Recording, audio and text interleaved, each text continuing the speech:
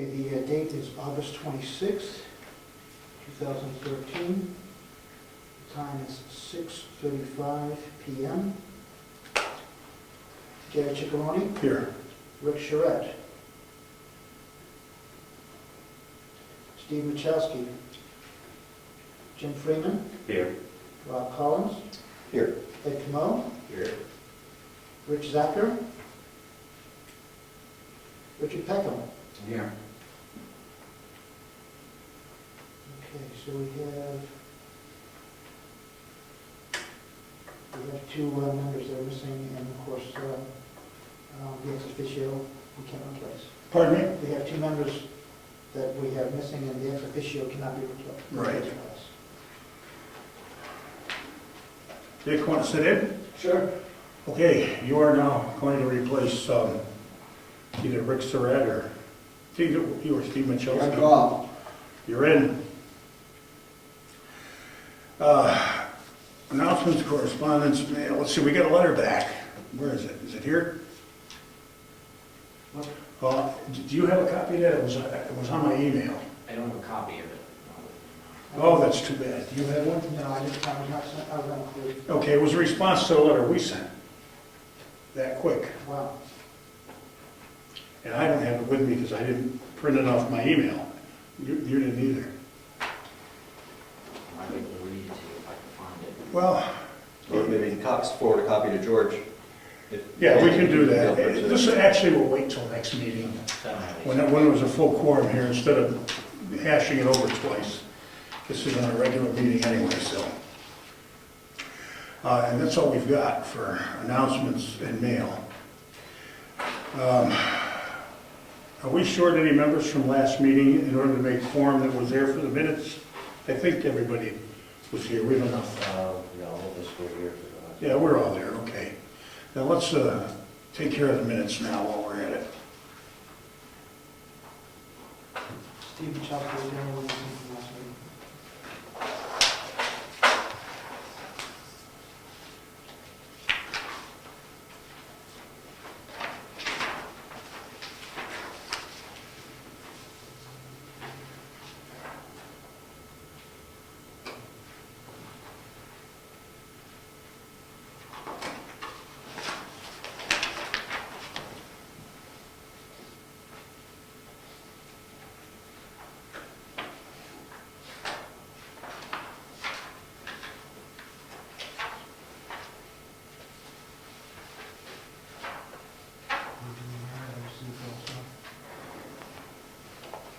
Okay, I haven't gotten that far down.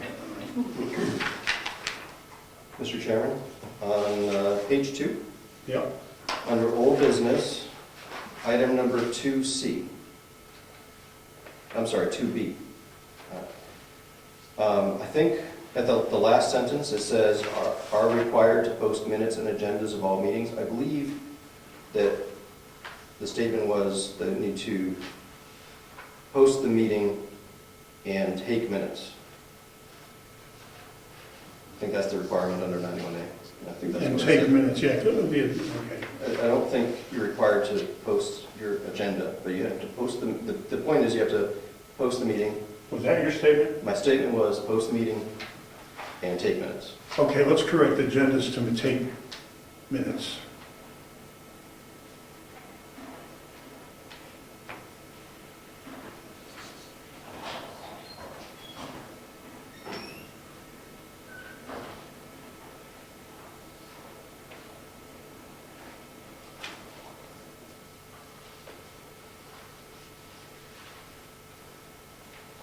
Hey, Rick, we're doing minutes.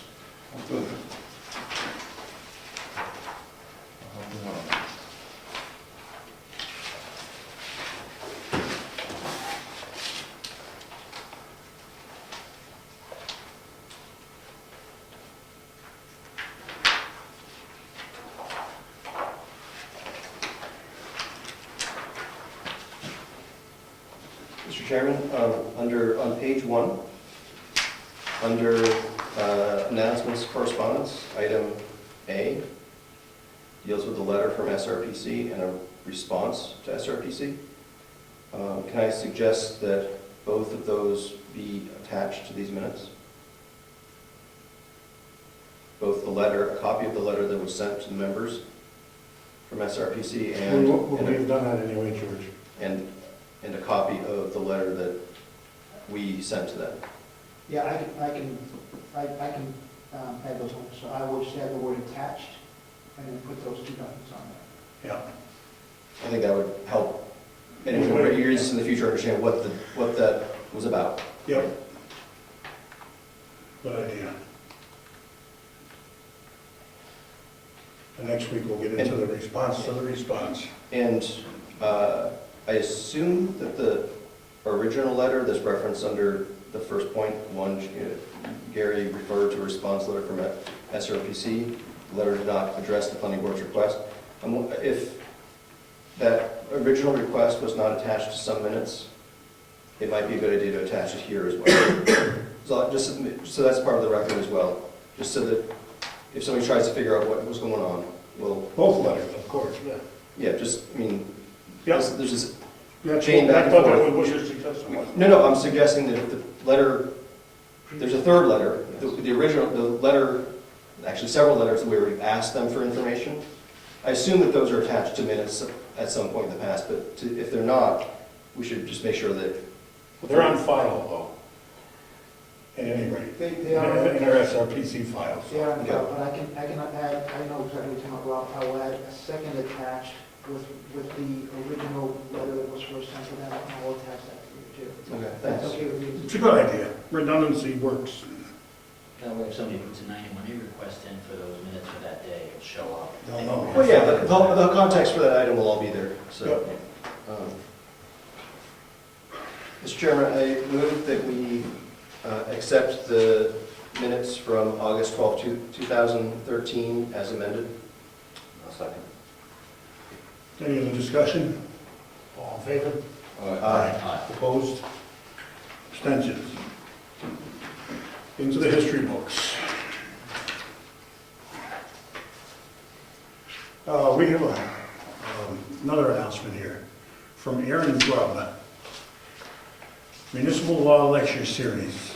The New Hampshire Municipal Association is pleased to announce its 2013 Municipal Law Lecture Series! Exclamation point. The Municipal Law Series is a series of 3 land use lectures held in 4 locations throughout the state for members of the New Hampshire Municipal Association.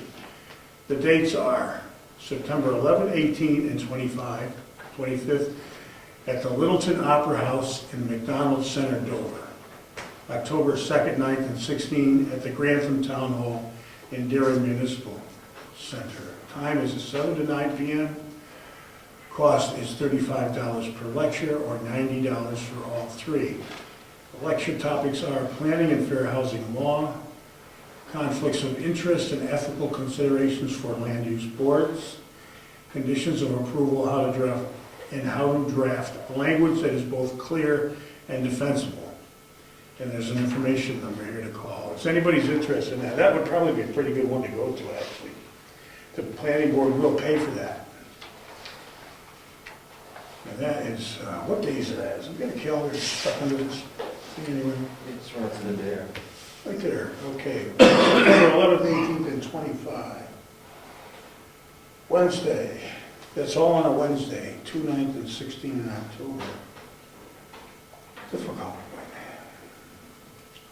Well, anyway, it's Wednesdays. 3 Wednesdays in September, 3 Wednesdays in October.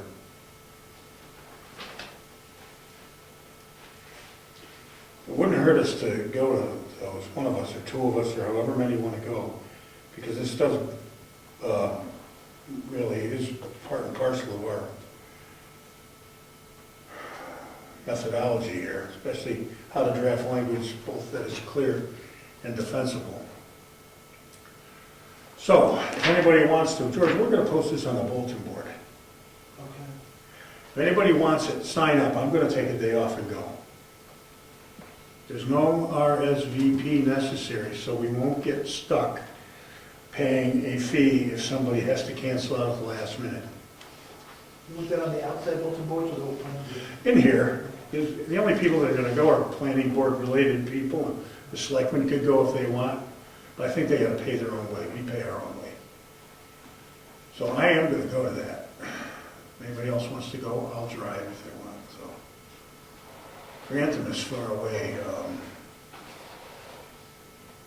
Dover's not too bad. Well, there it is. Okay, CIP. Rich is not here tonight. These are, George added something to the other CIP, but the ones that we were operating with had some typos. Letters replaced numbers, so it wasn't clear what the numbers were. So I redid these. And everybody should take one. This is our working document, our CIP working document. That's all we have at the moment. You got one? Oh.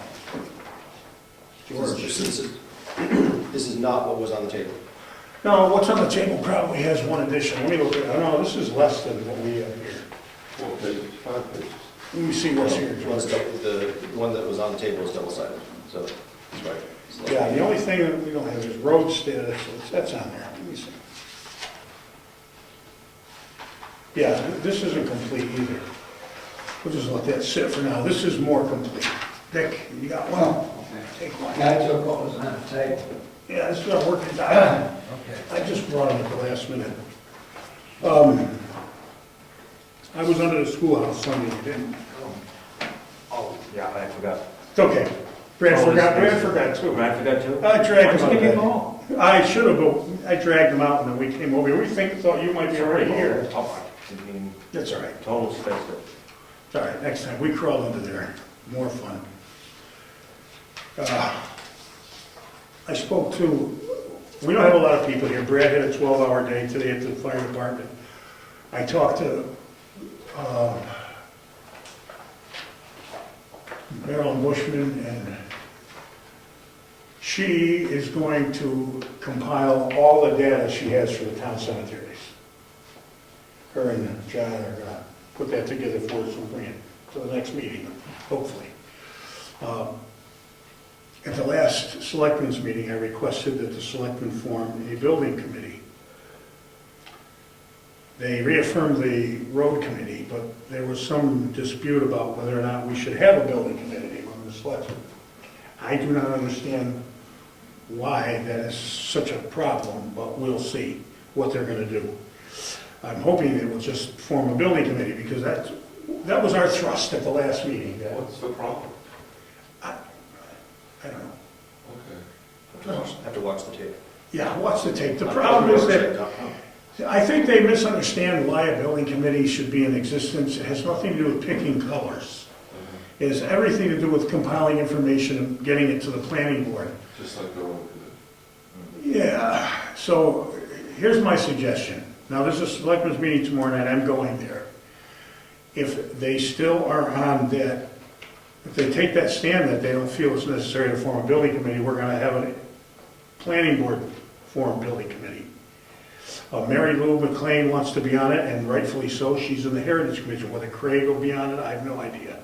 They're all welcome to do this, whether we do it here or on a level with the selectmen. But at this moment, there is no building committee. We now have a cable TV committee, though, as of that meeting. Yeah. And the chairman is Mr. Kamal here. Well, I have to put a list of people. You gotta put a list, but you were forming the cable committee. That was the request by the selectmen to form a cable committee.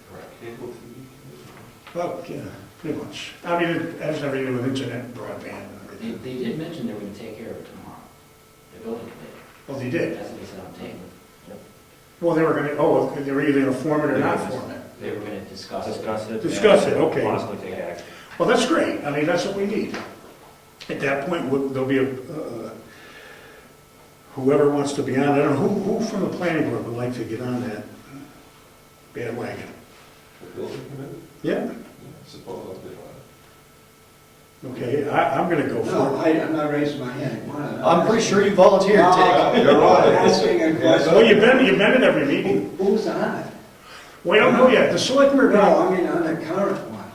there is no building There's no committee. building committee. I'm sorry, I was thinking of the road committee. Gotcha, okay. We're only forming one because it's better for them to gather the data and give it to the planning board who's responsible for putting everything together in the CIP package for the selectmen. But the building committee has to put that all together for us. Whether we do it just in this board itself or through the selectmen, which I think is better, because you'll get better participation, and it has a little more clout, gravitas, that's a back that word, if it's done from that place. But anyway, so next meeting is tomorrow night, and we'll find out then. If we have one, it's great. Anybody that wants to go from here can be on the building committee, and there's other people in town that'll be on it. I'm sure there's gonna be participation. You know what that's all about, taking care of those buildings and this building. Some people have the opinion that there should be separate building committees, that each building should have its own committee, and I think that's just too redundant. You don't have enough people to go around. Well, yeah, maybe, but the point is, All the little buildings. yeah, I mean, the building committee has no power. They just get to assemble data and make recommendations. Like all committees. And a lot of opinions aren't necessarily a bad thing. But anyway, so we're not gonna form one tonight here. We'll wait tomorrow and see what they do. We also have to formalize the road committee. I think they did that last week. I mean, they didn't do it by vote, but they admitted that there was a road committee, and that Brad was the chairman of the road committee, and it has been in existence since 2002 or something like that. It should be official because they need to vote and need to have a list of people officially. They did ask Brad to update. That's what they asked Brad to do, was to update a list of people on the, so he's gonna do that for them supposedly or hopefully tomorrow night. I don't know whether he'll have it together by then or not. And, you know, this meeting may have been a little bit short-sighted in what we are capable of getting done tonight. I don't think we're gonna get much of anything done, considering the fact we have no building committee. And had it not been said by the selectmen that we were going to vote on one tonight, we would have formed one here tonight. And invited Mary Lou and anybody in town that wants to be part of it to contribute. So I guess we're gonna sit that one out. Mr. Chairman? Yeah. Can I make a suggestion on the CIP documents you have, since it is different from the one that I have as the working document? Planning board may want to go through this and decide that they want to make this the official working document instead of... An updated working document, basically, because it has more information in it. I was gonna suggest that. And we might pencil in, which would probably be a good idea, at the very end, that the town office building, I won't worry about the painting, but just general maintenance of the town office building could be penciled in. Let's find out where that should go.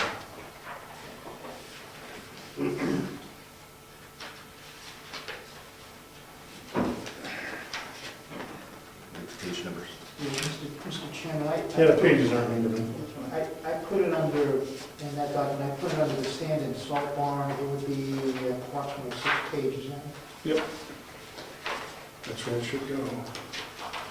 Not necessarily, we can always revamp this in any time we want. So under sand and salt barn, wait a minute.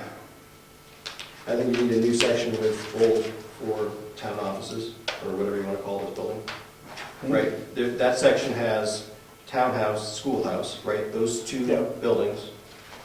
Salt barn down the street. Yep. We want to add a section for this building, and then we've got whatever, All those buildings are on the whatever's back there. So I would put down, without numbers, because these are done as capital, we can update this a little bit as we go along, but for now, in bold, you can't write in bold, but town office building, be the first entry.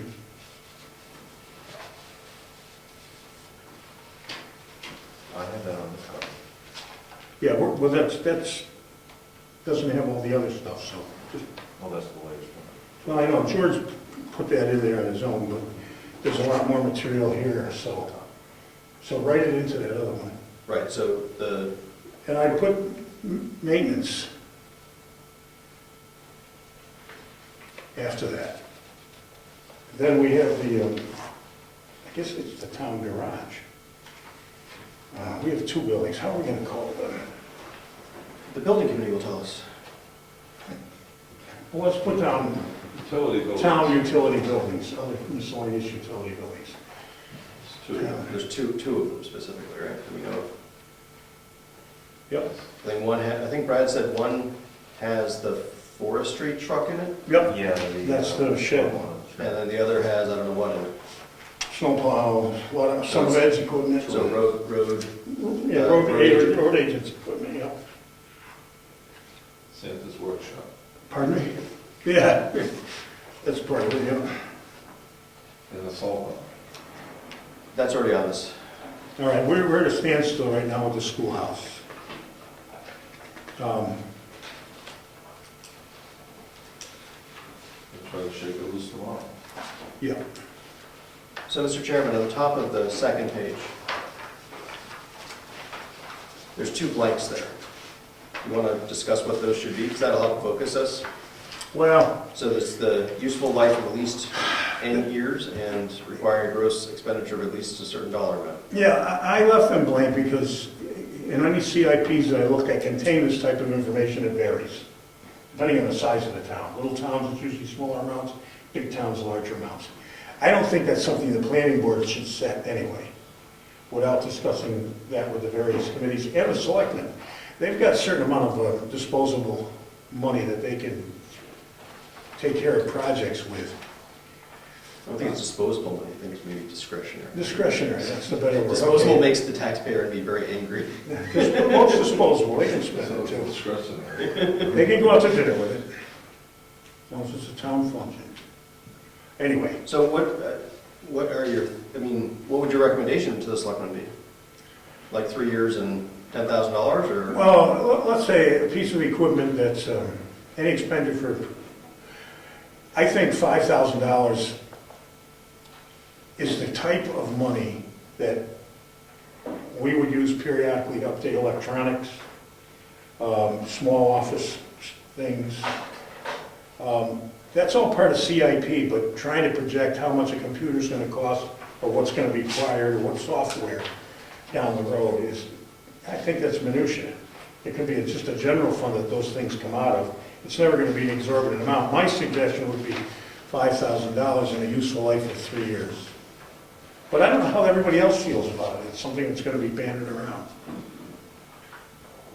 Well, I think that would be, I don't disagree with your thought of like 3 years, $5,000. I think that seems like in the right ballpark.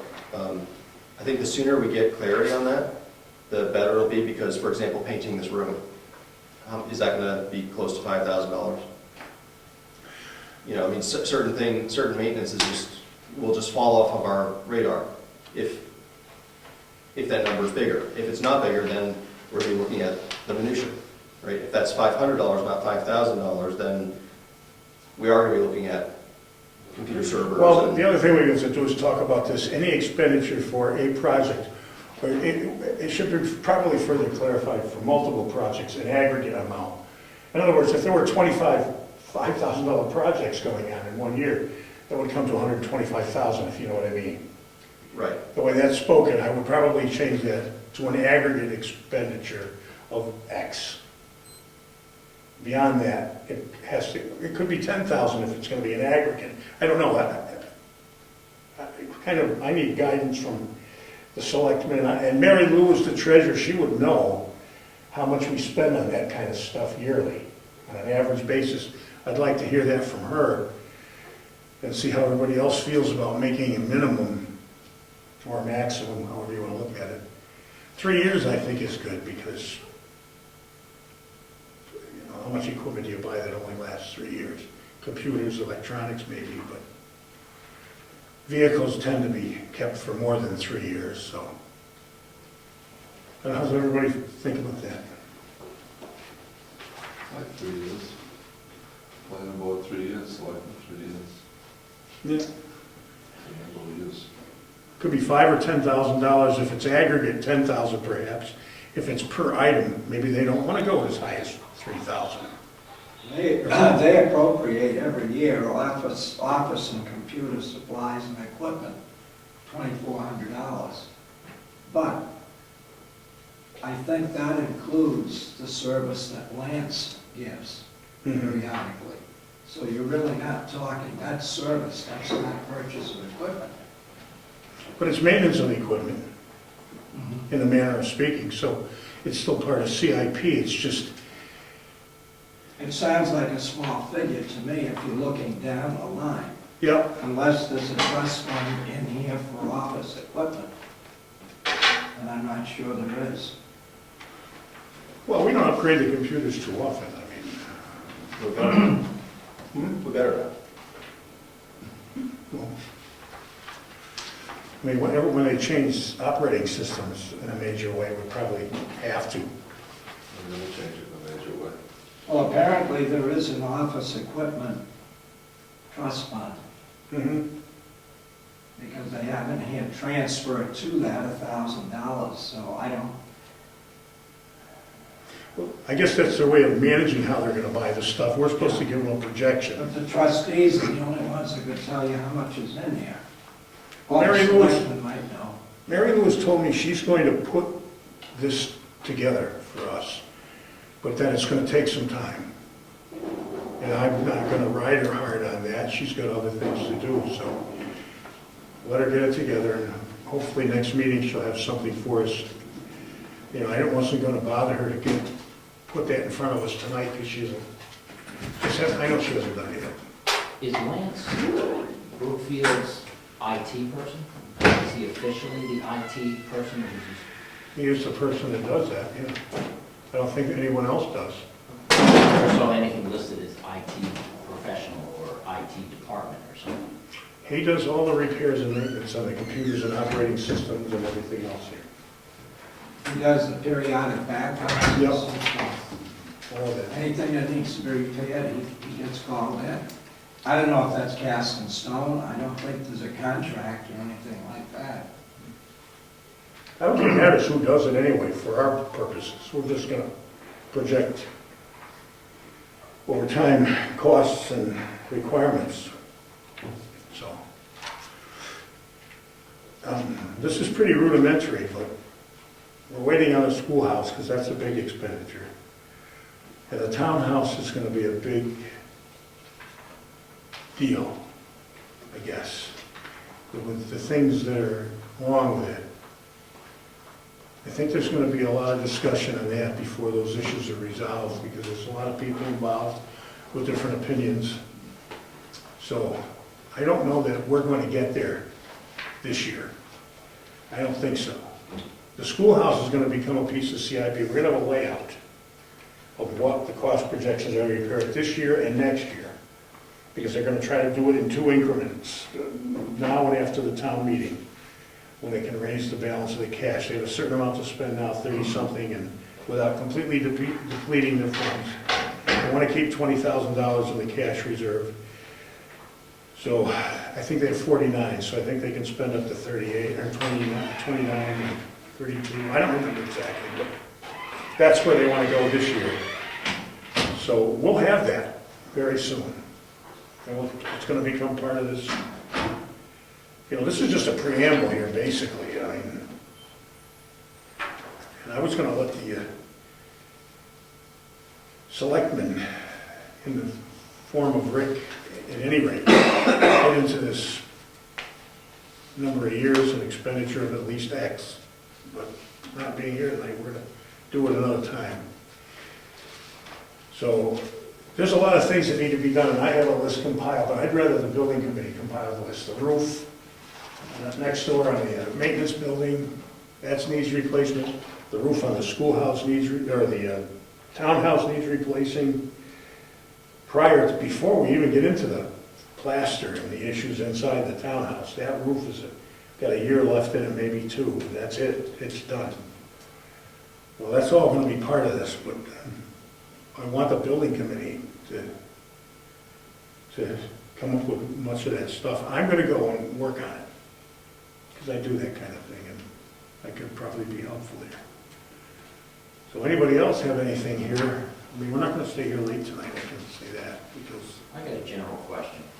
If you go to the first page, yep, it says, the last sentence of the first paragraph, it says, "It," meaning the CIP, "shall link infrastructure investments with master plan policies and other implementation programs." What does it mean by other implementation programs? well, we got a Parks and Recs fund. For a while, people were, that's one thing. And we have a bunch of money in it. They were gonna make a recreation playground, that was one of the items. That's implementation of something.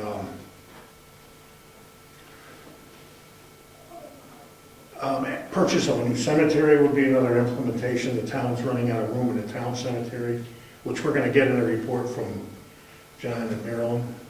Because it says master plan policies. Now, our master plan needs to be updated. So is Yeah, that going to affect this?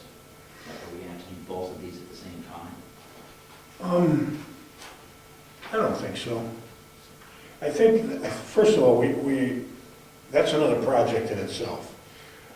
So I think you might update the master plan, then take it and see how it applies to the CIP.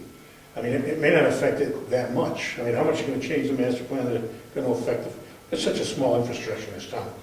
You know, half a dozen small buildings and 25 miles of road, so the master plan says what it says, but all of that consists of maintaining the buildings and the roads, so I don't see it.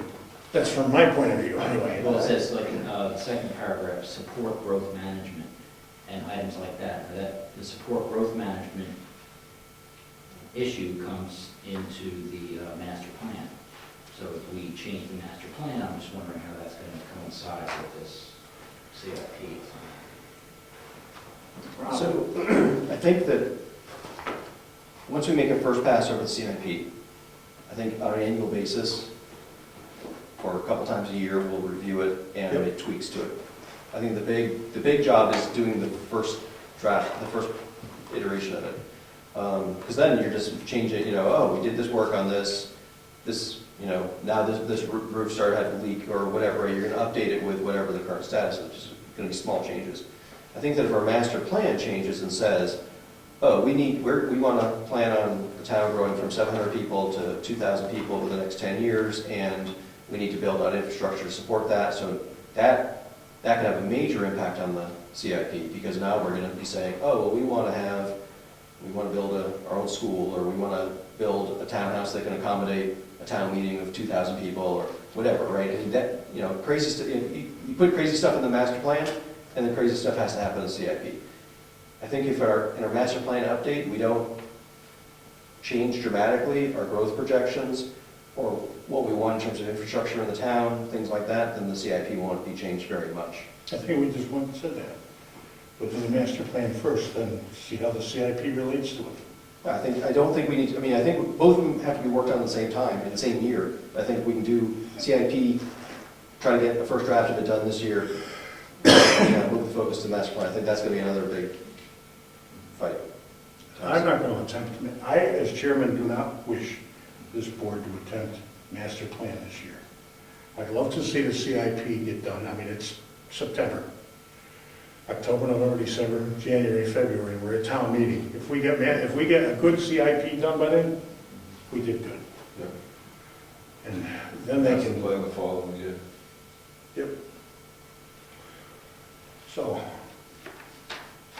after looking at this, anybody have anything to think that should go in here? We'll pencil them in and rewrite it.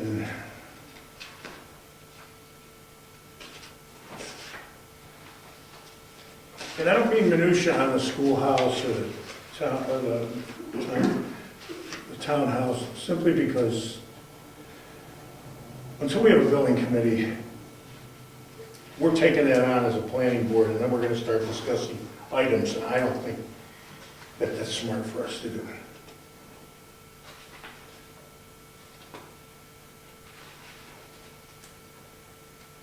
Well, I think that we've got a section on roads, buildings, and we need to add a section on cemeteries, but we'll get the information coming on that. I'm not sure what other categories we would need. Maybe there's an other that would capture, I don't know what, the bulletin boards. I mean, I don't know what else we've got, signs, and I don't know if Well, that's part of the the other- roads, but That's what Mary Lou is gonna do for us, because there's things that, I don't know, Dick probably more familiar with.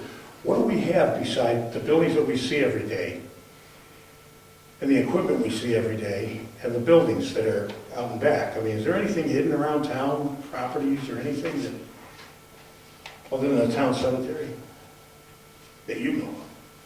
I'm just trying to think if there's anything that, any property that the town owns, and I don't believe they do.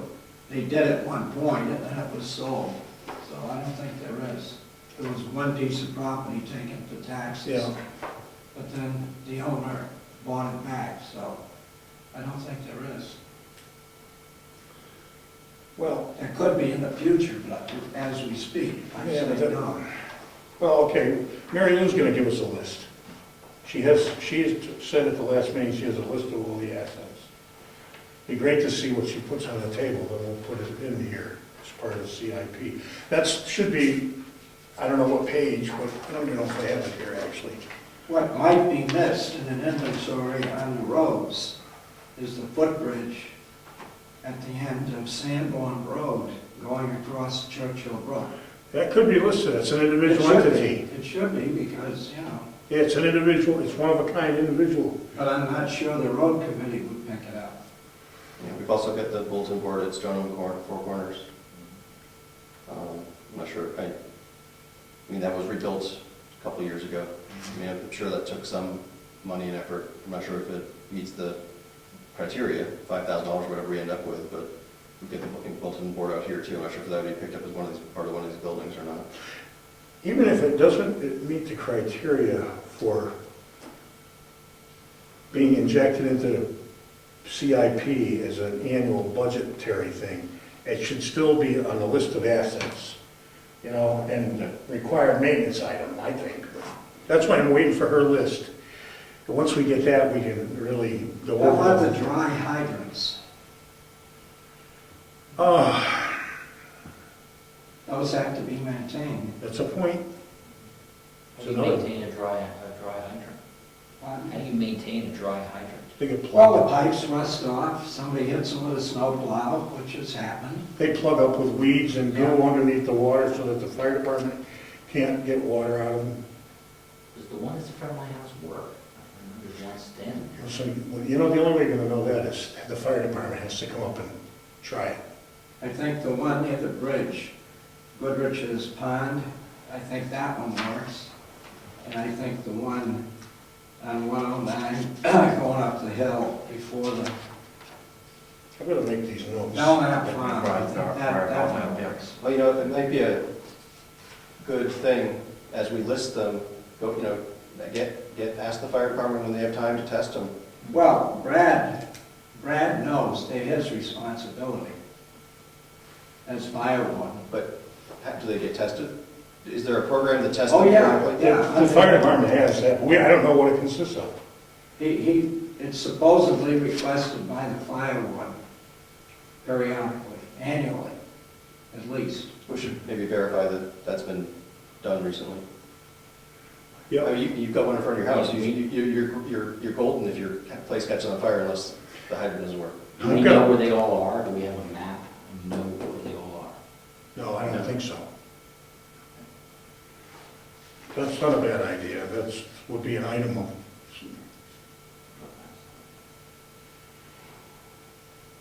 that would be easy enough to put together.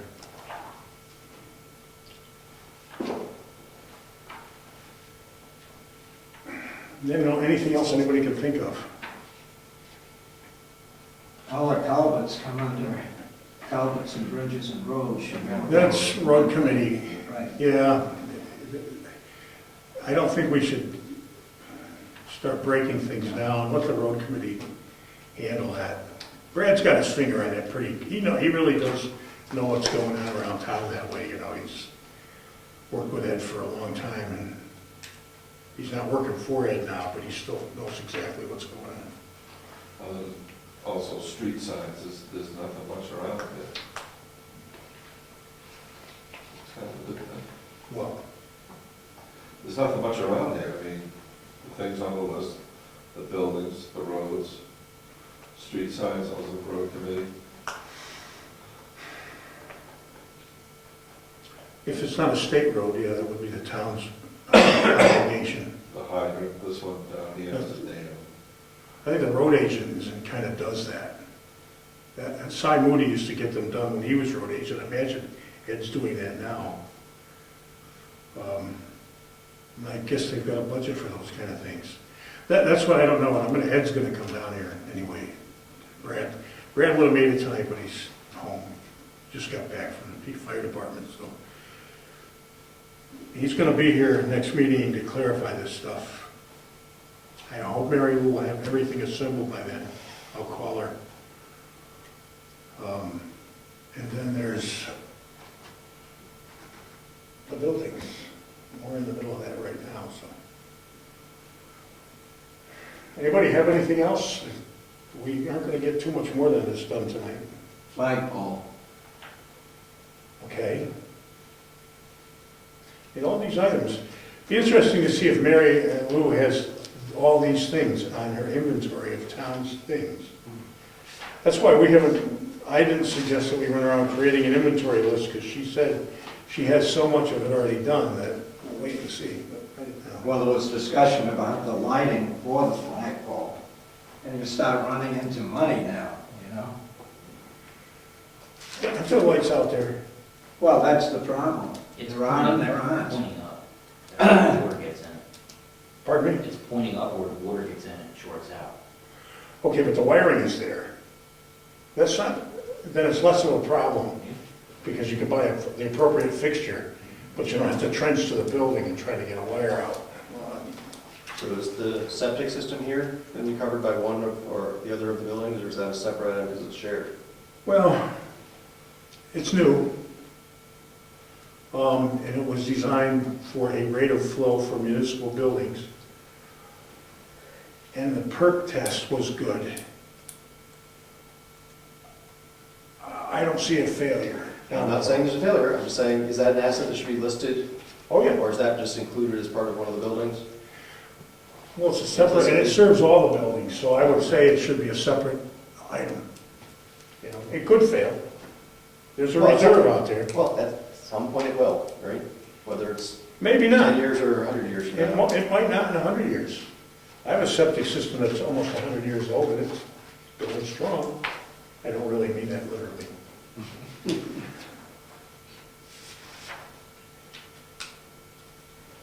We'll see what Mary Lou comes up with.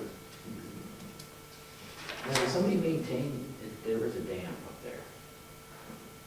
Does anybody maintain them? Which dam? The one on private property? But it is on private property. Yeah, we don't have to deal with that. Unless it breaks. What, the Goodrich Dam? Yes. Yeah. Is that what you were I referring believe to? so. Well, it's interesting because that map that you looked at the last meeting indicated there's another dam upstream Upstream, there. Now, who does that belong to? Theoretically, it belongs to the state, but there are private dams in this state. Yeah, I was up through there, and it looks like it was put in to divert the water into that hydrant. Into that pond? Yes. Yeah, right. But when, I have no idea. Is it in good shape? It's just concrete, it looks like it's in poor shape. Water's just flowing over it. But I have no idea who's responsible. That canal The down state- to the pond dries out in the summertime too. Well, there are private dams. Yeah. And I would doubt if the state does any maintenance to that. I don't think they would for private, but they're the overseeing body. I don't think you can fix your own dam unless you get a permit. Yeah, I think you're absolutely right, because they own the water. I think all the dams have to be registered with the state as well. And permit by notification is acceptable for culverts, but not dams. You need engineers consultation and things like that before you can rip into one of them. But what about the radio tower? Is that radio antenna tower gonna go up? Or is it up already? You're talking about the one The ham radio tower. that shortwave guys are talking about? It's not up yet. But that should be on the list as well, if it does happen, or if we want it to happen.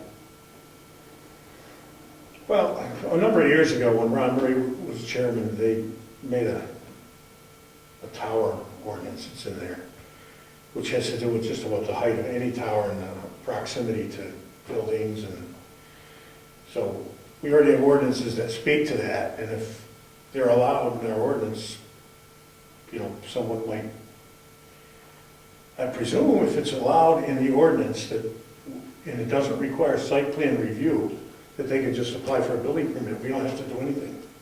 I'm sorry, maybe I misunderstood. Was this, I thought you were suggesting shortwave radio or whatever for the town. For the town. I thought we have a ham radio upstairs, so I'm assuming they're gonna put a tower up. Well, that was a project by Bill Nelson's in the Ham, John, Nelson. you know, But is it a town Nelson. asset or is it not a town asset? It's nobody's asset right now. I don't know what they're gonna do.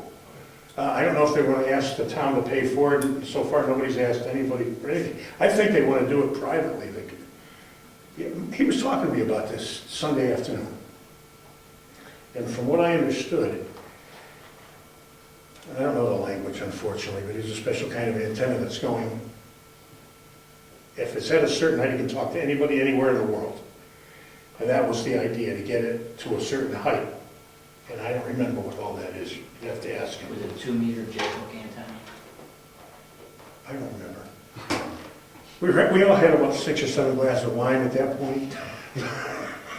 So just, if it's a town thing, the zoning doesn't matter. You're right, if it's a town thing, zoning does not matter, correct? If it's a private thing, then zoning matters. Right. So, I don't know it. You talk to John Nelson. I'm just, brainstorming, I'm just, Yeah, but ask him if you're curious, because you sound like you know something about that. Because I think that if there is somebody who wants to do that, we should get it in the CIP as a potential project and potential price on it and the potential schedule for it, and the selectmen then will know, If it's part of a town project? Yeah, and then the selectmen decide, do we want to do this or not? well, I would think it's gonna be an emergency management type of thing, because Yeah, Brad is part of that too. I meant to say that. It has to do with emergency management, but I don't know if it's going to be town property yet. It would need to be, someone sold the property, there's a tower. Yeah. If what? It would need to be on town property. No, the town could use somebody else if it were on private property. They'd pay a certain amount of money maybe to lease the space or use, but Eminent domain, we'll just take the property. We'll just take it. can't deed it away once it's built. That's what eminent domain's for, right? You know, the interesting thing is, I went to a place in Massachusetts to buy the bed for my trailer. And when I was there, I called both Bill Nelson and John Nelson from Massachusetts.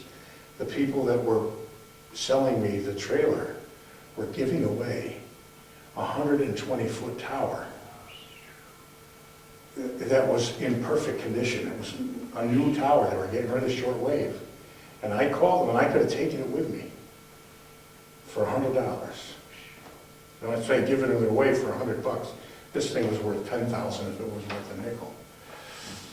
And I was going to put it on the truck that we bought the flatbed for and take it home, but they said, no, don't bring it home. I said, all right. The last thing I want to do is put that in my yard, and then all kinds of people have an hernia. Yes. So, but I should have brought it home and just piled it up somewhere. And then they could have cut it at any length they wanted to, and they'd have a tower that didn't cost them a thing. A lot.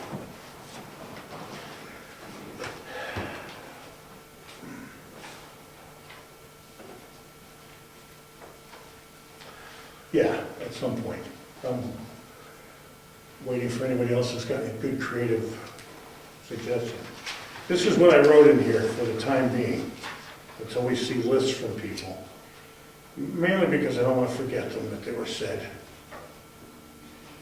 And that is town office building, maintenance, town utility buildings, 2 dry hydrants, possibly create a map, bulletin boards, flagpole, and lighting in the septic system.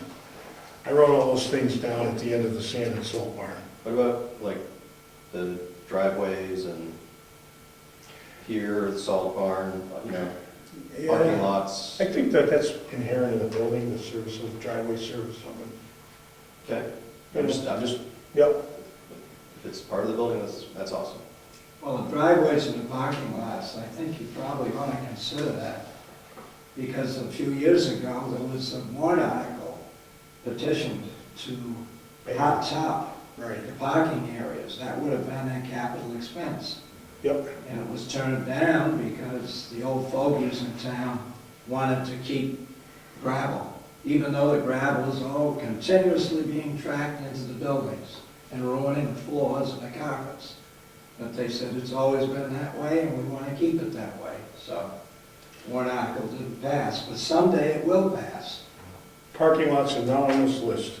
Yeah, someday It's a it will separate pass. item. What the heck?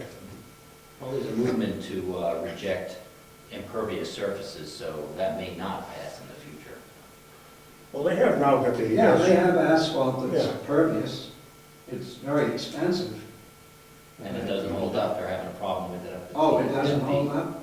No. Oh. 8 years maybe. Water gets in it and it freezes, and in certain It's areas, gotta- it'll, right. yeah, and then it starts to break up. So it's great until like November. Well, I just had somebody That's put one in gravel. at the lake, and they did an extensive job of certain particle-sized gravel and crushed stone and so forth to try to alleviate that it would go through the asphalt and then drain That's what they're doing. further down, you know? Yeah, they're putting a 12-inch permeable base underneath. But then they have to drain that somewhere from multiple locations. It might work, who knows? You know, half the problem is that it's got to be 10 or 15 years down the road before you really get In it. fact, you know who knows a lot about this, or should? Ernie Brown. Because the parking lot School. at the Performance Arts Center at the high school Permeable. is impervious. Now, I hope they did a better job than they did on the foundation of that building. Permeable, not impervious. No, pervious, It's It pervious. goes through. right, right. So But I hope they did a better job on that than they did the slab for that whole building, because that's already cracked. And They didn't cut it right. Well, that could be, I don't know, I just know what I see. They're supposed to cut it, and they tell it where to crack, and they, way too large. Should have been a lot smaller, then caulk the cuts. To take the stress off it? Yeah. Well, it's gonna crack, because it shrinks and expands, and anytime it's 100 feet long, it's just gonna crack. So they cut it every 20 feet, that's a recommendation, minimum. And they cut squares and then fill them with caulk.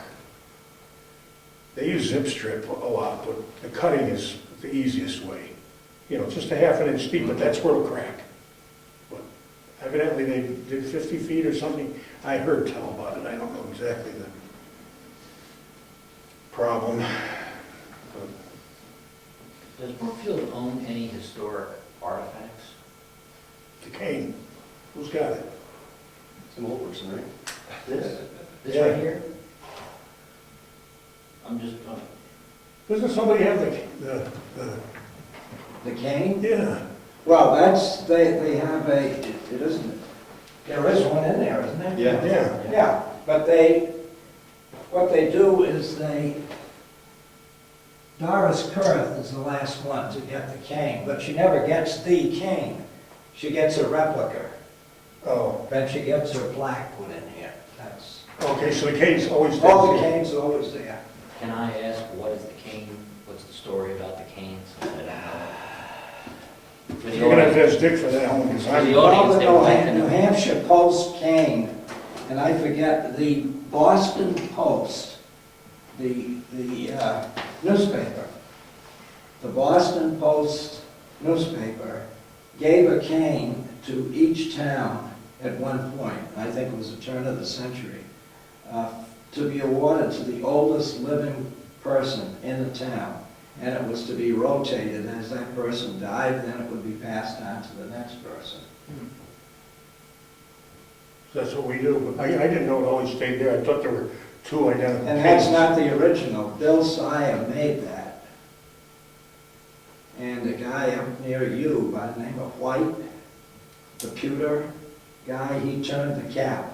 They had a picture of the original. Where did that go? What, the original? Somebody walked off with Somebody it. took it with them when they died? Well, he just probably hobbled away. It got too short. I don't think that's a historic artifact of real intrinsic value, but Well, some towns have something that's worth a lot of money or worth something, which is, I think we do have somewhere, and Craig would be the one that would know. I think there's some pewter flasks or so, or something that were donated by somebody. we have the time vault. Remember that? It's a hidden time vault. People at Brookfield, when we built this building, were asked to contribute things, information. a time capsule? Huh? A time capsule? Time capsule, that's what I meant. I say No, time vault. time Gary, I don't remember that. Really? Oh, yeah, it's hidden. I'm the only guy that knows where it is. Yeah, I don't remember that. And I don't tell anybody It's because well hidden, huh? not, this generation's not supposed to find it. So it wouldn't be very valuable. But 100 years down the road? Gary, believe it or not, you told me where it is. Okay. Took a couple of years. Did I? Yeah, it came out. Well, you don't go and get it. But somebody else should know, you know? Yeah, God no, forbid. well, yeah, I'll tell you, I could put it on the record because only a real nefarious person would. No, don't say it. This goes around, Don't say it. this goes around the world. Don't so- say it. Oh, I'm not gonna tell you, there's nothing of value in it, just some newspaper clippings and people from the town who put, you know, there was a lot went in it. It was a stack this high, I was pretty amazed how many people put things in. That wasn't my idea, that was the selectmen came up with that, and we're gonna do the time capsule, and people did it. I wonder if there's one next door.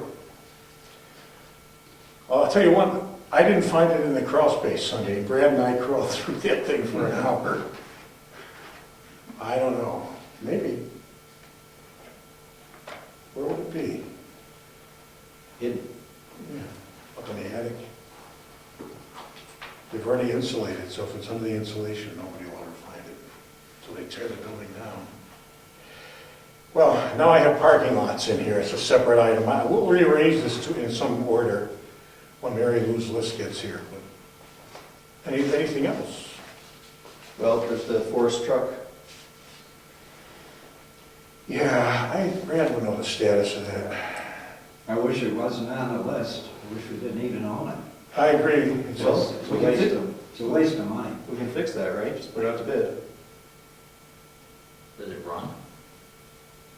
When it runs, we spend a lot of money maintaining that cussed thing. Has it ever been used? One time with that fire up in the mountain, that wasn't it? It was attempted to use it. I don't know. I mean, are we required to have one? or- It's been handy to have, but Wakefield can respond to radio calls so quickly. And they have somebody available 24/7 down there to come to the fire. We don't. What kind of truck is it? Is it just a truck? Gets a It's person? a slip-on 300-gallon water tank with a pump and a foam adapter to it.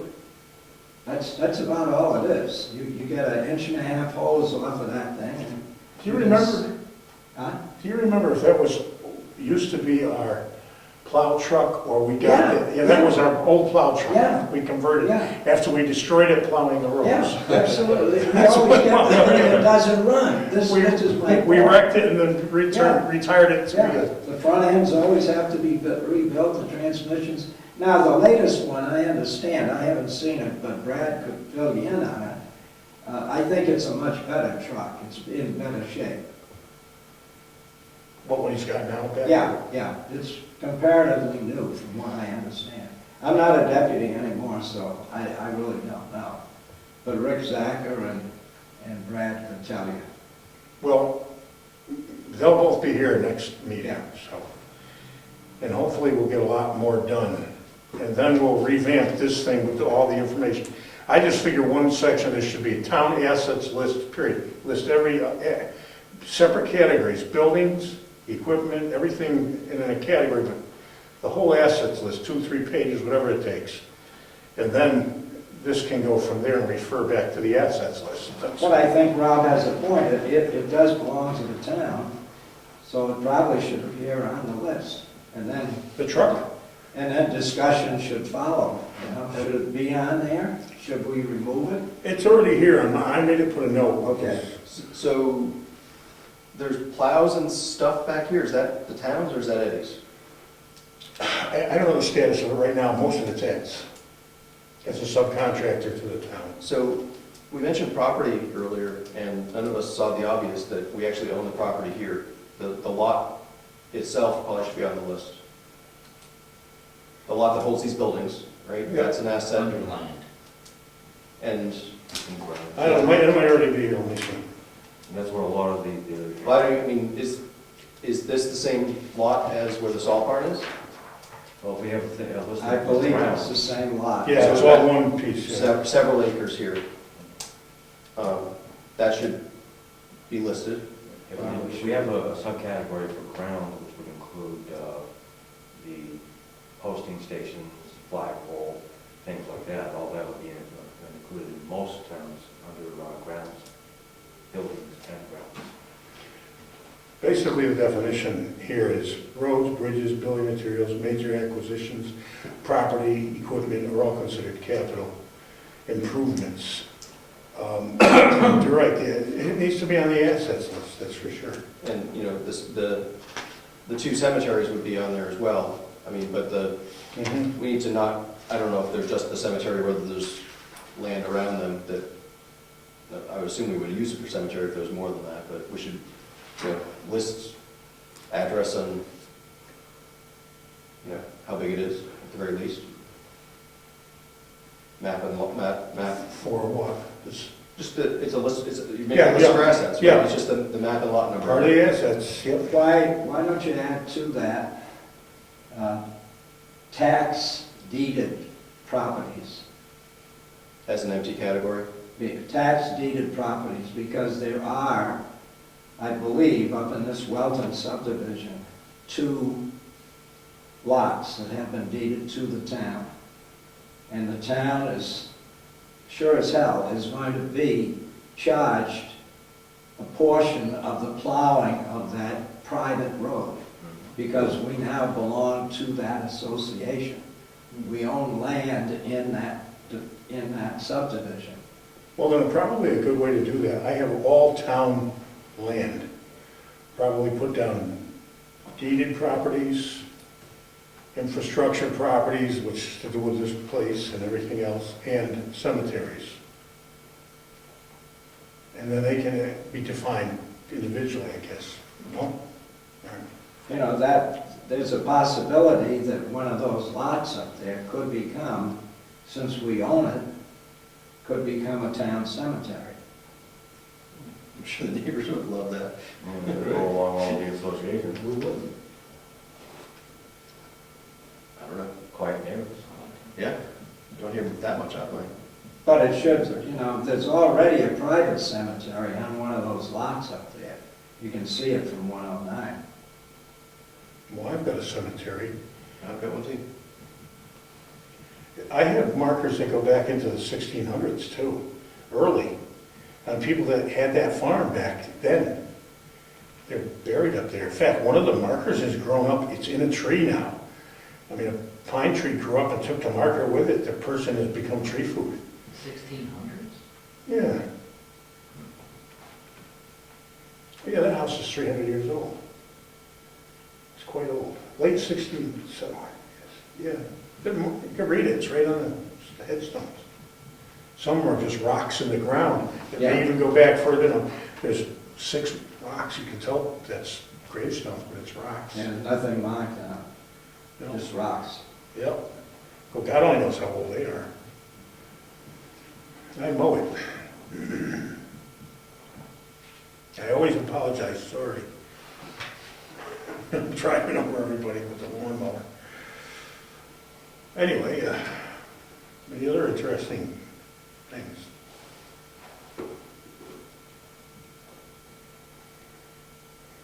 It's a good thing we're not Dover. The list would be 40 pages. Do we have any culverts on our property that we have to deal with? What, we mean our property, the town's property? Yeah. Any other things like that on, like we talked about the flagpole, right? I mean, there's culverts, I mean, most driveways end up having a culvert because there's water running everywhere around here. I don't know if there's any other things like that. Well, they may be, but the town really owns them all, so I don't know if I'd break them apart from what's on the But road. if they're off the road, then the road committee's not gonna be dealing with them, right? Road committee's gonna deal with culverts that go under the road. So anything that goes under somebody's under a driveway is not gonna get covered with that. I don't know, I can't think of it. That'd be a question for the road agent. So we building a list to check off against the list that Mary Blue already has? Apparently. Well, I don't know that she has all those things. She says she has a list of, I think she was referring to furniture and all the accoutrements in all these buildings. I don't know that she's got all this stuff. Okay. And I don't think she does, because as treasurer, she's not paying for these things. They just already existed before she took that office, so maybe. I mean, it's hard, who knows what kind of work she's done on it. It could be very extensive. We'll find out. Mr. Chairman, what about getting, something Ed mentioned about the cane, what about like the archives? I know Craig, the archivist, has gotten multi-$1,000 grants to do work on the old documents and things like that. Or is that something that would fall in this? Because clearly we could spend, I'm sure he could do more faster if we spent more money on it. And, you know, I'm not sure if that falls under capital or not, but it's... What are you asking? Can we get grant money to do this work? No. Oh. Do we need to, should we be listing those old documents as assets and the maintenance and restoration of them potentially being part of the CIP? That's fine. Right, and we have documents. I don't know if those have any, it's not like we have like, you know, Holy Grail or something that might No, it's a have valid value. point. They're in the office there, in the vault. That's where they live, I think. Does that vault ever need any maintenance itself? No. Well, Hmm? we're getting silly. We're really digging. It's concrete floor, walls, and ceiling. The only thing you need to do is keep a humidifier in there occasionally, especially in the summer. I think we're just brainstorming just to see, Yeah. so we have pretty much covered everything. Well, it's a big building anyway. Yeah, that vault will last 20 hours at a fire temperature of 1,500 degrees. This building is mostly non-combustible, the wall, so. This building burn for 20 hours? Huh? Is there enough stuff here to burn for 20 hours? You know, we get a volcano, maybe the vault will go, but that's the only way.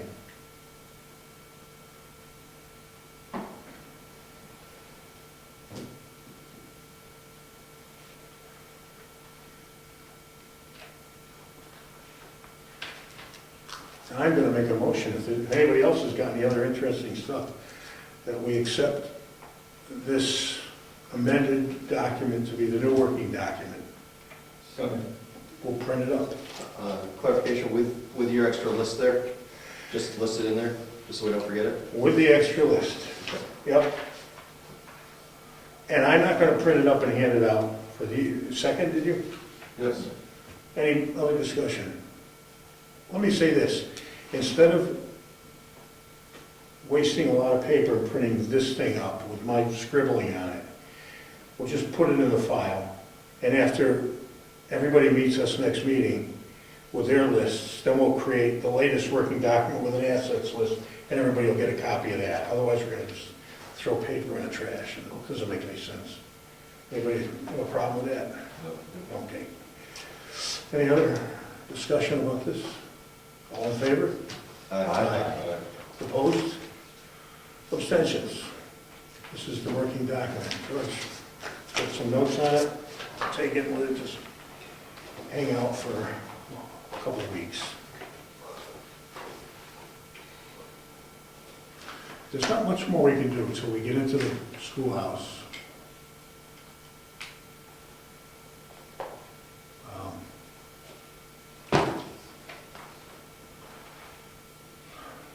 I think there's nothing else that needs to go on the record. So, anybody else? I understand, so I feel like the schoolhouse is sort of under control, so I'm not even worried about that right now. I'm thinking ahead to the townhouse. How do we get, what's the plan for getting a handle on just how big of a project that is? Whether that's $100,000 or $500,000 or $2 million or what? Well, let me put it to you this way. I'm thinking about this a lot. There's an awful lot of emotions invested in that building by various people. Not that that's good, bad, or indifferent, it's just the way it is. It needs a number of things. Plaster's falling down. It's a couple hundred years old. If they don't do something about the falling plaster, it's going to fall down. When it falls down, then the options are going to be limited. Gutting is going to be the option that's left because the plaster fell down. At some point, it's all going to fall down, whether it's 50 years from now or next year, I don't know. Nobody can tell, but some of it's already pulling away from the ceiling. That discussion, that's why we need a building committee desperately. That's why I'm trying to get the selectmen to do that, because somebody's got to sit down in an organized fashion and discuss this, as opposed to a couple of people from here, a couple of people there. Then they can make recommendations. Whether they want to go hire Salmon Falls or somebody of their ilk again, they come up with techniques, or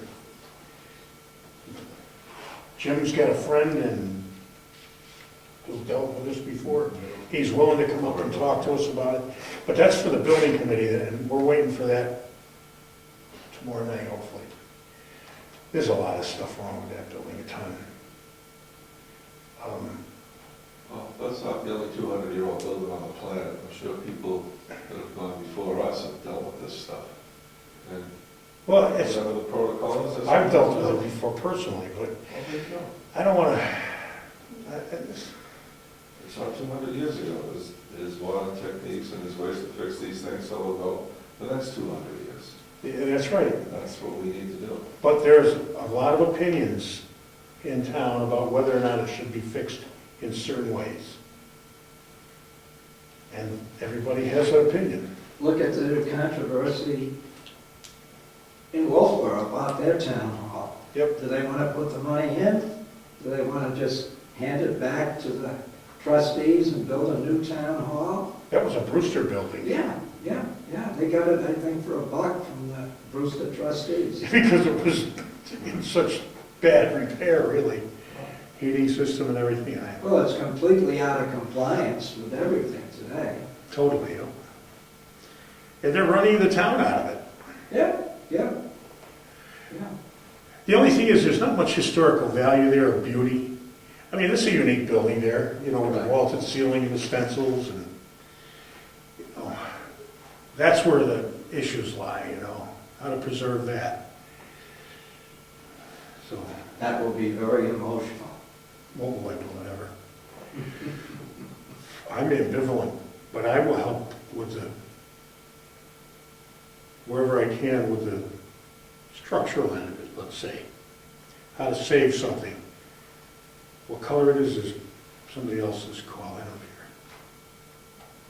But how and when do we get a handle on what the project is and how big it is? Well, the building committee has to get and start the process. You got a bunch of people that are in charge of figuring that out. We've all argued whether it's the planning board's mission or not, and it really isn't, because it isn't. But the building committee should draw people with acumen, and then they should go outside for information from people outside, and with that, develop a plan. Or take the schoolhouse. I'm not talking about schools. No, but I mean, we already have a projection cost for fixing that. Yes. Right, how do we get to that point? How did we get to the point where we're at now with the schoolhouse? With a committee. With the townhouse? With a committee. And the committee was for the fixing of the schoolhouse, and it went on for several months. There were a lot of people involved, and after all that, And I really appreciate they're doing that. I just worry that Well, that's what's gonna have to be done with it. The only problem, in putting both of those buildings on the plate at the same time would have slowed them both down to, inertia would have killed them both. Because the argument would have endlessly going on from one to the next, to the back and forth, and at least as schoolhouse doesn't inflame emotions as much as the townhouse. So we got it done, or we're getting it done, in reasonably short order, hopefully. But didn't the Heritage Commission get a grant and have Salmon Falls do the evaluation of the townhouse at the same time? Aren't there figures from them? Well, I think that's what you're asking. Well, I think that we need more than what Salmon Falls put together. We need something that's going to be But we actionable. shouldn't need more. We spent, what, 10 grand? well, Salmon Falls figures were about 300% larger than the figure that we're gonna do it for. And we are going to Well, do that's the schoolhouse. the schoolhouse. But didn't they also give us a figure on the townhouse? Well, they categorize things, and, I mean, I have the report here, but I don't think this is a good place to hash out how much that money was for each individual item. That's not the question I'm asking. I'm asking, how do we help the process move forward so that a year from now, we are with the townhouse where we are today with the schoolhouse, where we've got a fairly decent plan, a decent idea where the money is, how many years we're going to do it over, sort of what, you know. Bill Nelson did a very good job of organizing this schoolhouse effort. Kept everybody on the same page. Bill's a good guy. I think what we just did with the schoolhouse was great. Well, And I think that- next year, it'll have to be the same type of leadership that gets that going. Under the building committee. Under the building committee is the smartest way. And then the same people that worked on the schoolhouse can be on the building committee. It doesn't, Right. That's the process. That's exactly who should be on it, right? So you should, if you'd have come, you'd understand what the process is. I watched the video. Okay, there you go. I don't have enough patience to have actually sat in the room during some of those meetings. Not criticizing anyone that was in those meetings. It's an extremely hard task that you guys were trying to do.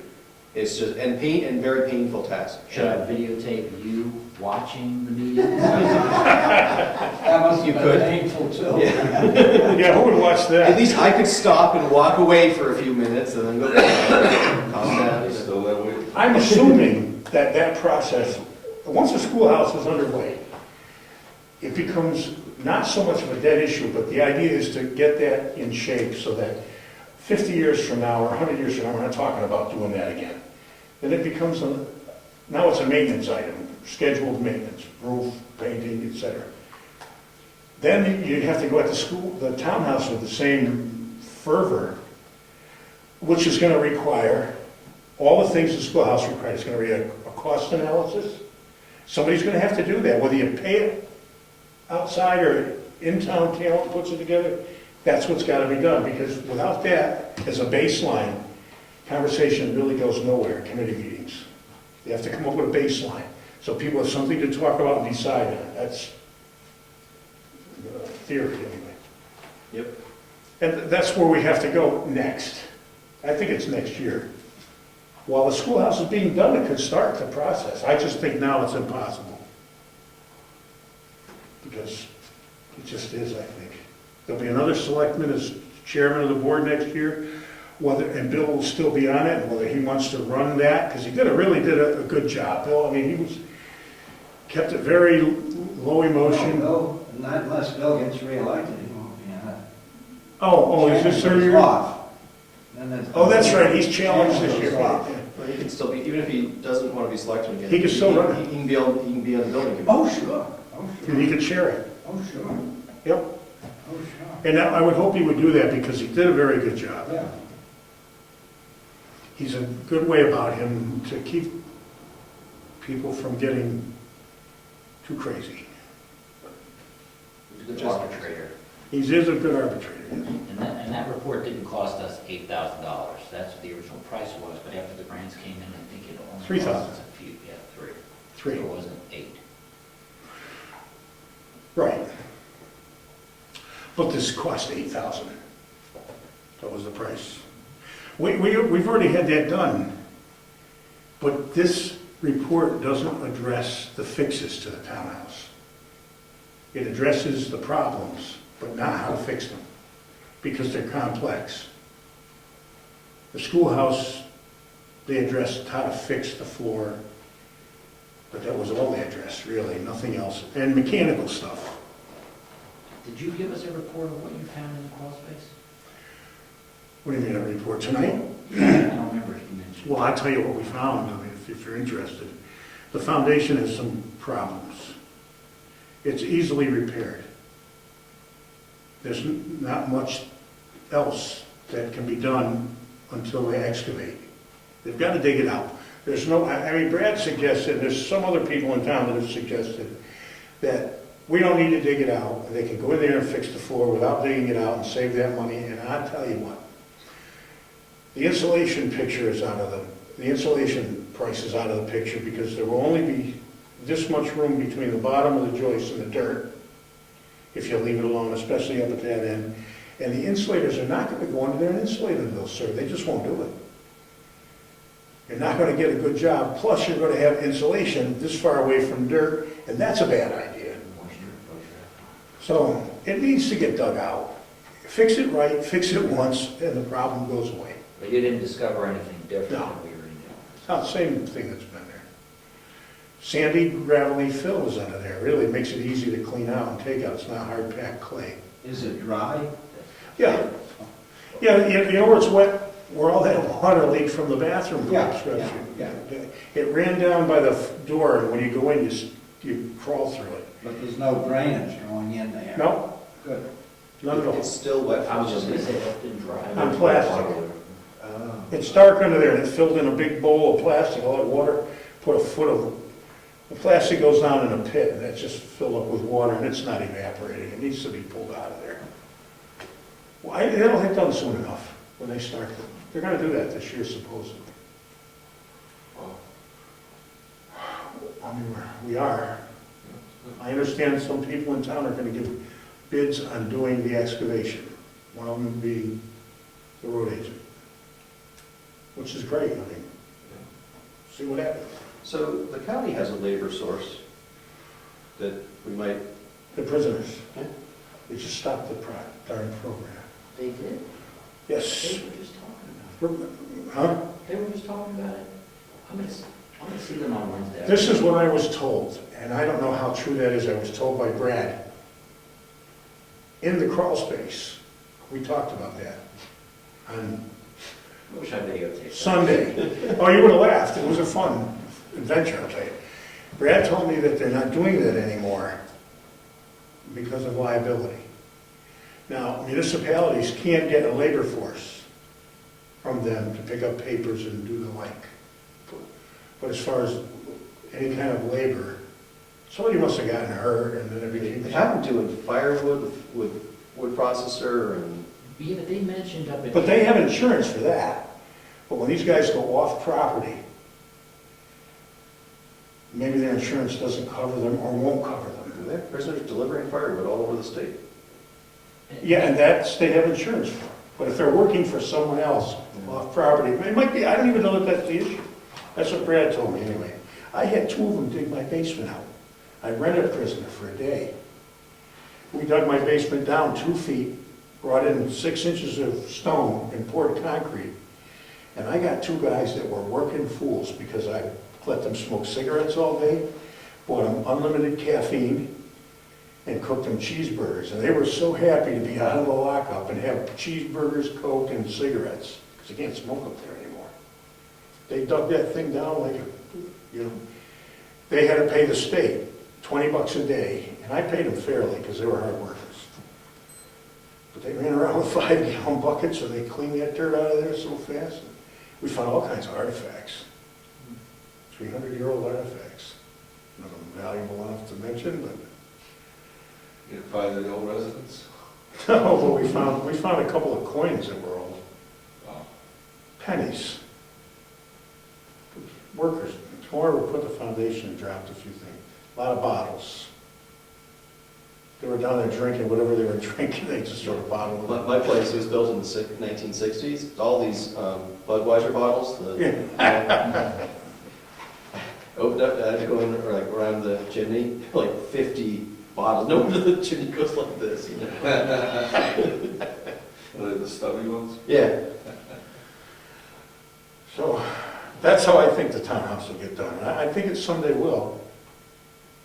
If they don't fix it, the plaster eventually will fall down and then they will replaster, which is what is called a gut job. They don't need to do that at this point, but If we got to the gut job point and we wanted to maintain sort of that look of plaster and replastered by hand using modern techniques, but to make it look kind of like it does now, how much is that going to cost? not as much as you think. They don't use lath anymore. Nobody does.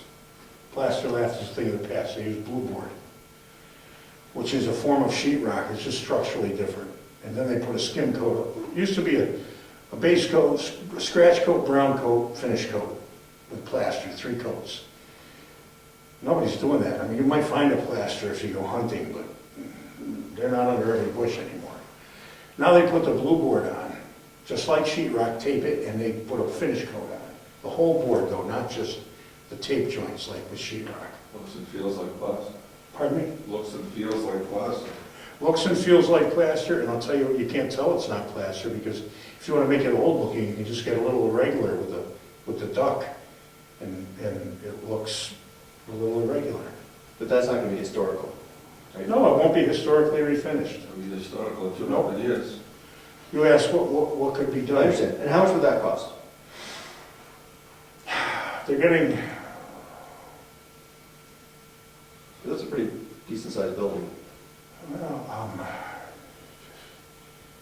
they're getting a $15, $16 a board, 4x12. And there's probably 50 to 60 boards up there. So you'd be looking at, $9 grand, maybe 10,000 to do the ceiling. Without any paint, stencils, or any of that business. And they can score the back and make the radiuses like they have it. Oh, sure. Well, they don't do that. They don't score it. They wet it. Yeah. And that, it makes the paper on the back expand when they push it into a round, and then when it dries, it shrinks, but the radius is already formed. That's not much of a radius. Yeah. We've done far shorter radiuses than that with that same technique. But it will look the same. Hmm? They will look the same. It would look the same, but if you want to do a plaster job, first of all, the plaster lath up there is nailed on with probably rusty nails now. And they're the old-fashioned square nails with a big head. They're 1.5 inches to 2 inches long. They nail the lath on, and that's the first place that it fails, is the nails. Or that you must see if it has failed. Because if it has failed, at the nails, no matter what you do to attach the plaster to the lath, it's all held up by nails that are going to fail. Now, the plaster, when they trowel it, I don't know who knows what, and if I'm boring you, stop me, I can shut up. They trowel the plaster out on the scratch coat, and it oozes between the gaps in the thing, the lath, and forms a blob behind it that's called a key. That holds the plaster up. Then they brown coat, finish coat. And that's horsehair plaster. If in fact, in time kills everything. I mean, the stuff doesn't last 2 million years, it just, sooner or later, the horsehair breaks down, the plaster breaks down, it just doesn't last forever. If the keys are intact, then there are systems today that were made to preserve old buildings that they take a thing called fiber mesh, 5-foot roll, it's very stiff fiberglass, irregular hairs, not a mat, not a woven mat. And they embed it in paint as a skin coat over plaster that stops the alligator cracking and all that. But only if the keys are good and the nails are good, you know what I mean?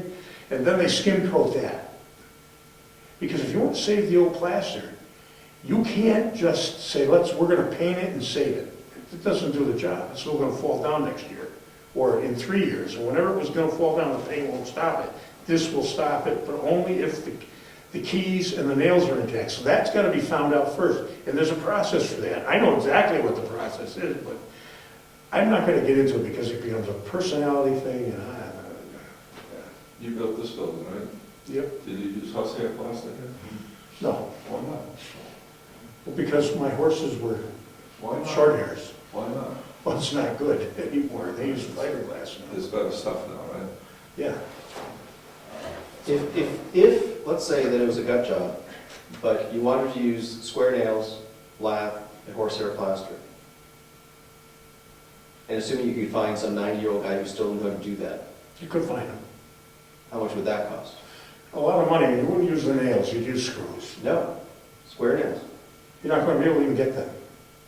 So you have to hire some 110-year-old guy to make Well, they it. still make them in the more expensive. If that's what everybody wants to do. No, I mean, that's sort of Just like like, we moved on from that, there's better methods now. but it's not historically accurate. I'm just saying. Did they build that historically accurate? No, I'm 200 years just ago? asking the question. If we wanted to do, it's I don't a know. fair, I think it's We a got our fair. 200 years out of it, let's move on, let's It- get 200 more out of it. Not everyone thinks that way. I'm just, if we wanted to actually use the original techniques, original materials, it's not like that, it's not like horses have gone extinct. We can get horsehair, right?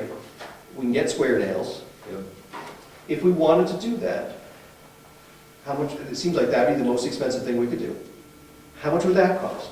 Well, I'll bet you, and I'm off the top of my head, I bet you'd be up to probably 100,000 by the time you get done. That's a lot of money, but that's not, Well, yeah, I mean, but that's not. That would just be that's the not- ceiling. I understand, but is it historically accurate? The plaster mix is the same today?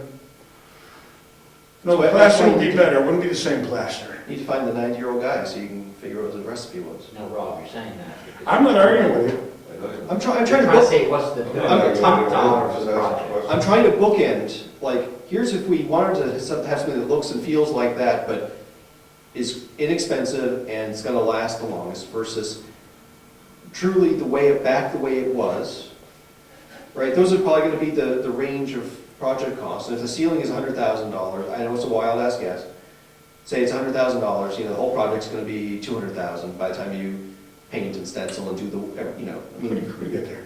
right? But that's better than $2 million, right? I mean, Well, it wouldn't cost that much. well, how do I know that? I'm a software guy. What do I know? There's ways to do those kind of things. We've done that kind of stuff, or I have, but not a building like that, but other buildings. And we just go in there and build a floor, 12 feet in the air, 10 feet in the air, wherever it is, on little stud walls that are on blankets, with floor joists and everything in there, 3 feet away from all the outside walls. Then there's a floor up there right underneath the ceiling. Costs you probably $500 for the lumber. The staging would cost you 20 grand to buy and probably 5 grand to rent. Your $500 worth of lumber puts a floor in there, screwed together, unscrews, goes out when you're done. I've done that 3 times in the past 5 years with houses that we had vaulted ceilings in. Then everybody's up there working on the floor, and the costs go way down because they're not staging the whole thing. Very hard to work off planks and staging, very hard. But not when you have a plywood floor with plenty of lighting, it works great. But I've never seen anybody do that, I don't know why. Up here, I've seen it down south, but, I mean, that helps. And then you take it up, that's gone, nobody even knows it's been there. That's a discussion for the building committee, right? Yeah. Well, anyway, the townhouse is it's complicated. People have to come to, some people are going to have to compromise, I believe. I don't think that it's possible to get the town on the same page with that bill. I think, that's my belief. The only place I'll get in it is structurally. I'm not going to tell anybody what they should like, but I'll help them with anything I can structurally help them with, that's it. Well, the funding is going to control the consensus. That's it. I mean, when the building was built, it was built in stages over years of people complaining about it, not wanting to spend the money on it, and then they finally built it, and then it got changed, so it's going to be the same process. But it's the money that's going to answer all the questions. But at some point, and that, nobody knows when, already plaster is buckled away from the ceiling, it's hanging down. Some point in the near future, that plaster will be on the floor. Then that portion is a gut job, period. Nobody has any options there. You're not gonna pick the pieces back up and stick them up there, it's impossible. And whatever else falls down, that's gonna be a gut job. So people can say all they want, I don't want to gut the townhouse, but it's going to gut itself at some point. And the rest of it, whether it's 50 years from now or 90 years, the plaster and the horsehair are going to fail and it's going to gut itself if something isn't done to preserve it. And there is methods available, and I've had arguments with certain people in town about that. There are methods and equipment and chemicals and adhesives made to save old plaster buildings. And technology, they're specifically designed for that. And it's not terribly expensive. It's not cheap. But there are people that don't want to do that because it's not historically accurate. I'm like, okay, I know nothing else I could tell you. No matter what, you're gonna have to disturb the stenciling, so you can't. Well, that wasn't disturb the stenciled in stencil. 1800 anyway. That was done in, what, 50s or something? I have no idea. They still have the stencils. I think there's a plaque over there that tells when it was done. Yeah. They still have the stencils too. Put a floor up there and that whole thing could be done like gentlemen on a floor, not that hard. But, like I said, I wouldn't even want to think of tackling that with schoolhouse. The schoolhouse is enough for this year. But, so, I don't know if that tells you anything, but you're in store for some money, we are, for that building, depending on what they do. They could just do nothing for another 20 years, and some of the plaster will fall, and somebody will go up there and patch it up with new plaster, paint it, and it won't cost much. You know, that might go on until I'm dead, who knows? And the next generation can worry about it. I mean, Dick, we're not gonna be around here 40 years from now, I don't Well, I think. know I'm not. Well, I'm probably not. No. Anything Well, else? they came. Get the cane. I'm not that far away from it. Who's got the cane now? Huh? Who has the cane now? Lois, Kurth, on Stone Road. She's 97, isn't she? Yeah, I think that's it. Yeah. 97. I've never met her. She lives 2 houses from me. The fellow White down here. Although I've chased Russell's cows out of her yard on several occasions. I don't know who lives there, but I figured they didn't want the cows near their holding yard. What do you say, White? Yeah, he was a selectman in town 60 years ago or something. He's 93. He lives down on 109, just past where, what's her name, Sue Winsley's mother's sister. Oh, I can't think of her name. She died about 6 years ago. Nice lady. She's British. Oh, yeah. Can't get it out of my head. Dana Quanstrom. Anna Quanstrom, right next to her, the next house okay, down. gotcha. He's 93. He might wind up with a cane. And he was a selectman here, way back in the 40s. Yeah, before me, yeah. Yeah, my neighbor across the street takes care of him. He's still functional mentally. Good. Claire's mother was mentally astute until she passed away. She was 95, you know, who knows. Anything else? Anybody else? I don't feel this was a wasted meeting, although I wanted to be more productive if more people came, but in terms of committees, but We got all the pieces. next month, or 2 weeks from now. One other thought. So you mentioned the years going by quickly, right? We're going to be into September. Do we have anything we want in terms of zoning amendments? If we do, we probably should be getting serious about it. Because December's going to be here before we know it. Well, I'm waiting for Laura to get back to me. She's gonna, I've spoken to her, you heard what I had to say about that. She's working at a reduced rate, and she said she would get back to me. She hasn't yet, but I'm sure she will. I can call her and ask her if she's got anything going and how far is she along, and the reason is that if we're gonna do any housekeeping in zoning, we have to get the schedules in anyway. So, did you know what we did with Laura? Well, I think you asked her to review the whole. Yeah, exactly, okay, I don't remember. We discussed All all the the zoning. Yeah, she said she would do it and find any legal conundrums and straighten them out for us. Rob caught a good one day about, I told her about that one. She's, you know, not much changes, just a little bit better wording. Instead of us endlessly bloviating about the changes, you know, we tend to do that. So, that's the only thing I can see. Whatever she comes up with, if we all like it, then we're gonna have to run it by the town in a hearing process and put it on the agenda. That'll be a ballot item anyway, so. Well, I don't, unless you're changing the substance of the zoning, you can do housekeeping, you can change grammar and so forth in there. Yeah, but some of it's contradictory.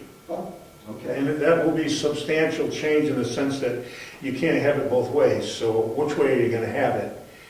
And Laura will point that out. It's either this way or that way.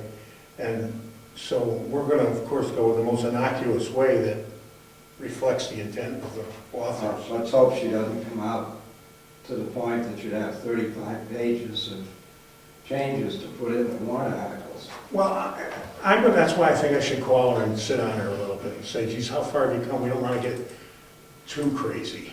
Right. Our budget is an item here. So, yeah, I'll call her tomorrow. Or no, yeah, tomorrow's good, Tuesday. Because some of these towns, their ballot is unmanageable, completely unmanageable. People don't even look at it, they don't even vote. They come in and they don't even mark the ballot. They might mark for the offices, but they don't even look at the other stuff. The zoning especially. I have a personal item, a personal observation that I don't know if it's something the planning board would do or whether it's just a policy thing, but I think that on voting day, no matter what the voting is in here, every single vote should be on a paper tape. I don't know whether that's an ordinance or whether that's a policy. You mean in accounting? When they count the votes at the end of presidential and local elections or whatever, they do not have any paper tape of anything. The votes go in a box in there, nobody ever looks at them again. And there's two guys sitting there with hand calculators, and if I could have a nickel for every time I screwed up with a hand calculator, I'd probably be on my yacht in the Bahamas. And they're going, yep, that's how many votes we got there. And then they run over to the townhouse and say, so-and-so won, so-and-so won, and so. And I'm not casting aspersions. Well, no, I realize that, but isn't there a tally sheet? Well, yeah, but there's a guy doing this, and he says, you have 822 for this guy, and the guy writes 822. The process, at least the last couple of years, has been that the ballots get split into groups of 50. And the double check to make sure there's exactly 50. And each pile of 50 has a tally sheet attached to it, and two people together count and mark the tally sheet. Right. And I think that the next step, which is when those tally sheets get combined onto a final vote, I think that's the step that Gary is questioning or suggesting an improvement or more transparency around, right? I mean, the tally sheets are good because you can, the total for each office has to be 50.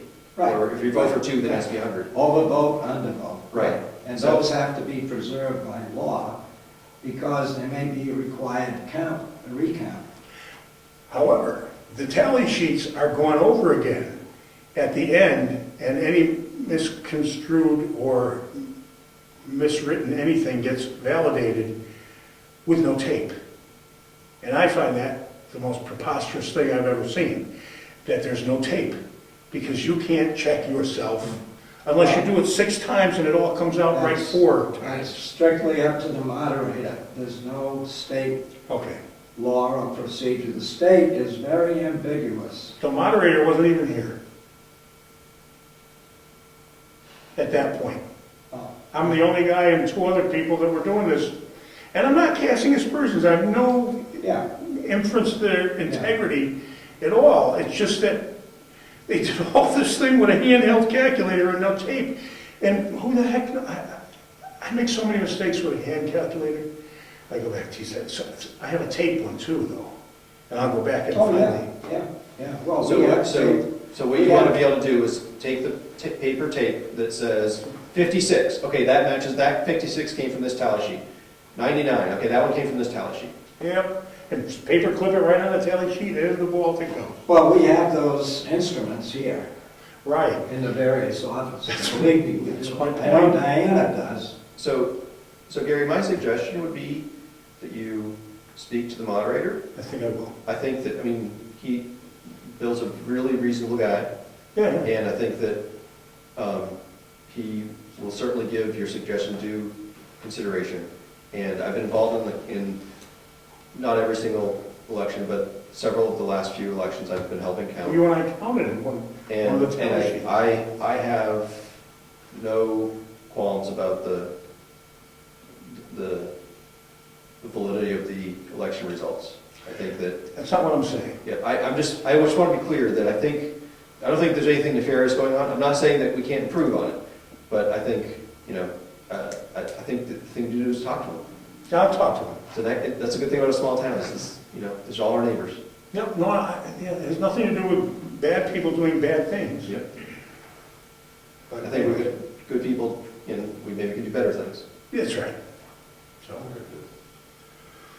Gotta make sure if there is bad people, they don't get away with it. well, the future is the future, and the policy would prevent anybody like that from doing anything like that, I would assume. Well, the moderator is one of the most important elected officials we get the opportunity to elect. And, we had an amazing one for many, many years, and I think Dr. Marsh is doing a great job as well. So, I mean, moderator isn't just running the town meeting, which is extremely important, but also just making sure the elections run smoothly and honestly. And if we don't have that, I don't know what happens to the town. Honesty was never my insinuation. I didn't get the feeling that it was. It's just, I just think of all the times, and I do this a lot, Wow. Anyway, Yeah. And enough of that. Anybody got any other great stuff? Move we adjourn? That's what I'm gonna do if everybody's finished. Let's go home. We're done.